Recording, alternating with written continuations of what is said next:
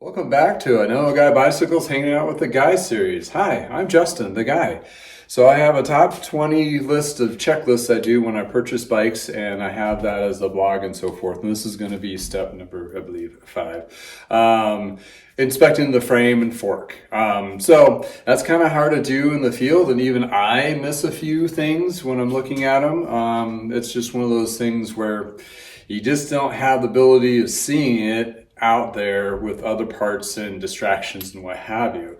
And I do have a couple frames that, I've found over the last couple of years as I'm working on them, found a crack in the aluminum or a chunk out of the carbon or some ugly other pieces, cracked head tube, that kind of thing. That may all sound Greek to you, but I'll redirect those pinpoints when I actually show the bike today. So, and imagine I just purchased this guy up last weekend, and it's a nice little felt bike, and at first glance it's pretty good. And unfortunately, when you're out in the field, you may not have a stand to do these kinds of things. And I've gotten to a point where I just need to bring my own portable stand pulled up and take a closer look at it.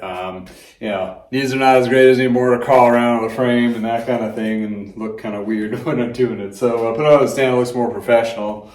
So I kind of treat it in the sense that the same thing when I was a servant and worked in service quite a bit, checking in bikes and that kind of thing. Inspecting the frame. If you're able to use a stand or what have you, it will make it a little bit easier to do these things and to try to find those particular issues. Well, one is first glance. You just want to go over the whole thing and kind of just see if there's anything that's just glaringly obvious. It's like, is there dings in the top tube? Check out those big chips in the frame. And the fork as well. You're looking for like corrosion pieces if it's a steel frame with carbon.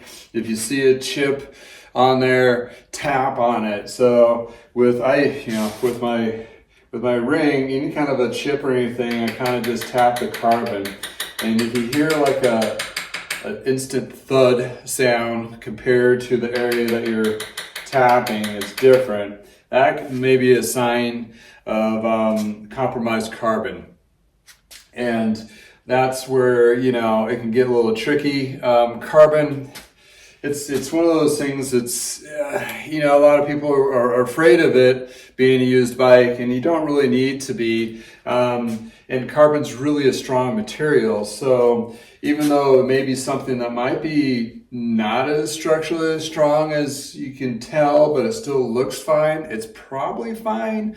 But always it's like if there's something obvious as a damage, like if you push your thumb against it and it compresses, that's where it's a compromise. Imagine it kind of like a wet tree limb or stick, and you bend it back and forth and it just fibers out. That's what carbon does when it kind of is compromised or broke.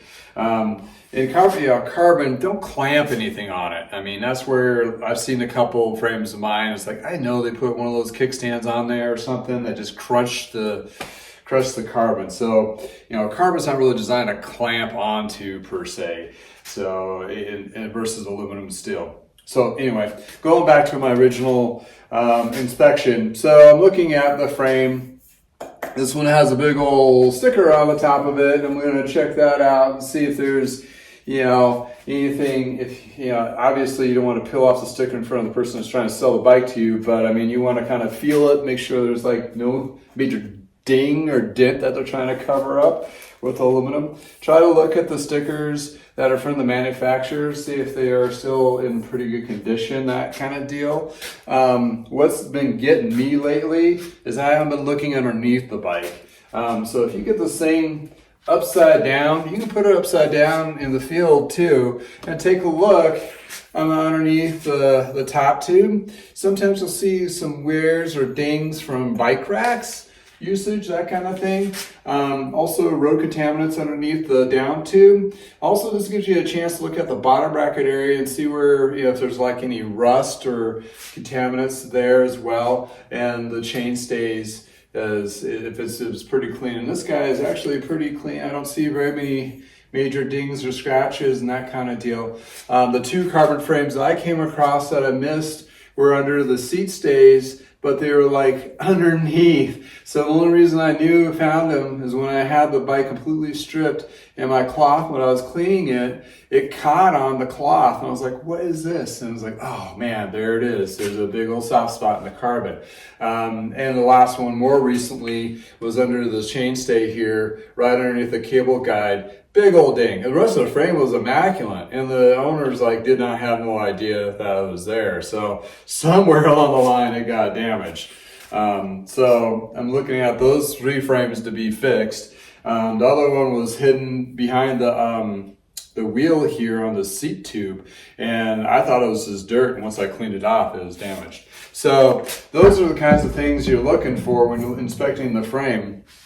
I highly recommend grabbing a rag. You can use Windex or whatever, some kind of a cleaning degreaser, and just kind of wipe the frame off in those areas and just kind of use that as you're inspecting and going through the frame, and seeing if there's anything that kind of sticks out. And it's always go to one tube at a time and kind of inspect it and see if there's any issues. Cable guides are a big deal here. If those are compromised, that could be a very expensive fix, or the frame could be toast. This guy is missing 2 bottle mounts. I'm assuming, and it's pretty common, people will take their bottles off and forget to put the bottle mounts back in there, or the bolts. So that's something to do, to check too. The reason why I mentioned that is I come across a couple frames where the bottle mounts were compromised, where these little guys, the bottle cage is still on here, but it was missing here. Well, why the bottle cage was still on there? Because it couldn't get it off because it just threaded through. So you can either take an Allen wrench and use the existing one on there if they're all missing. And you may not have the ability of doing this, or have an extra mount bolt in there, but you can just take this random one that I have and just kind of check it real quick, see if it threads in, and make sure it's not totally burgered up. So yeah, these are fine, that kind of deal, so that's okay. Another thing to check is these mounts here where the cable stops. You want to be able to unscrew them. These guys get bent and they sometimes break. So that's another thing you want to check within the frame there. Sometimes they're integrated in there as well. Also the head tube, make sure there's no abrasions there. Head tubes are kind of tricky with aluminum. Sometimes they've really thinned out that aluminum material where there was a split underneath one of the frames. Also, one was a glaring split right in front of the head tube on the front part here. So looking at the bike, wiping it down, going through every tube. And with a rag too, it will help you if it catches on anything weird like aluminum. There's a burr for carbon that might be a flared out piece of carbon. And check the frame of the fork as well. And then when you're cleaning that gunk off, one aluminum one I had, I thought it was dirt, and once I removed the dirt, I realized, boom, there it was, big old glaring crack in the frame. Check this side here, and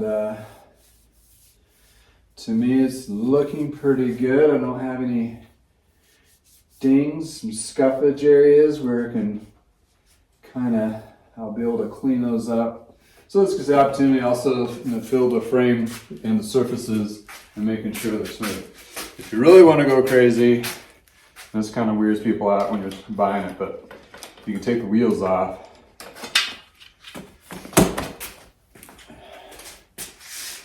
And that way you can really get into those areas that you get distracted by the part. And also in here. Also, too, another thing is, you can squeeze your dropouts, make sure they feel secure. So, yeah, looks like this frame is pretty good. But, the other ones that came across, the one was the glaring carbon bit. The frame looked great. But right there, big ol' honkin' ugly soft spot. So yeah, I'll have to see if they can fix that and not compromise the dropout on that, or the cable guide. And the other one was the down tube on this guy. And this one doesn't feel compromised, but I'm gonna take it to the carbon guide. I have them double check that, because it does have that thud. So that lowered tone.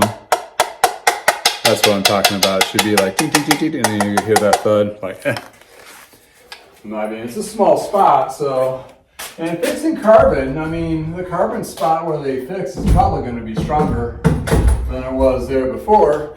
Reason being, they layer carbon, they make it really thin in those areas, and obviously the thinner area has the potential of getting crushed easier from impact. So in that thinner area, what they do is they cut it out and they layer several layers on top of it. So it kind of puts a big patch job on there. But when you look at it on the surface, it's just going to be a carbon weave aesthetic cover. But on the bottom, you're going to see several layers, which is going to be thicker than the actual carbon that surrounds it. So it's going to be probably more robust, and it's going to be stronger than it was before, that kind of thing. And with aluminum though, once you get an aluminum crack, it's done. Unfortunately, you can't fix those. On steel, you can have those fixed, or titanium, they can too, but honestly, you're just looking at a big old ugly bead and a weld bead on there, and there's really not much that you can do about that as well. I mean, it'll still work. But I know, as myself, including a lot of people in the industry, buddies of mine, yeah, we have frames we still ride on. They've been compromised, but we would never sell them because we know they're toast-ish, but they still can ride, or we've done our own work on them of fixing it. And like, I don't feel comfortable selling this out. So hopefully there's more people like that out there. But a lot of these times when you're looking at used bikes, they get shuffled around. And people just don't know. It might be the second hand, or that one whose original owner, and he knows they're totally clueless of it. A good thing I got it from him, because if he was still riding it, that could have failed on him. And drivetrain failed, man, you're going straight down on your right side, because all that torque you're putting in that drivetrain is going to go right into that force of that wheel for that chainstay that breaks. Boom, you're going down quick, and you won't even know it. I mean, before you know it, you're waking up in the ER. So it's one of those things that, I definitely inspect the frames. I inspect them when I purchase them. I inspect them when I tear them down. Then I do that fine detailing to them. That cleans all the, gets all the scratches and so forth. That's like my final really overview of the frame to really catch anything that's there. And that's where sometimes, I caught a few. So anyway, trying to take the scary out of used one bike at a time, and this is the frame and fork, and this bike looks pretty good, and I'm going to go and strip this bike down and just go on to the next. So, well, thank you for spending your time with me. Shameless plugs. If you like this on YouTube, go ahead and subscribe. If you like it on Facebook, like my page. You can go to my website, anotherguybicycles.com, and see what I have for sale, as well as subscribe to my email list.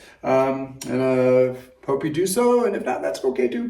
There's plenty of other videos out there. But anyway, thank you for spending the time with me, and I hope you have a great day. And until next time, this is Justin from the garage. Thanks. Bye.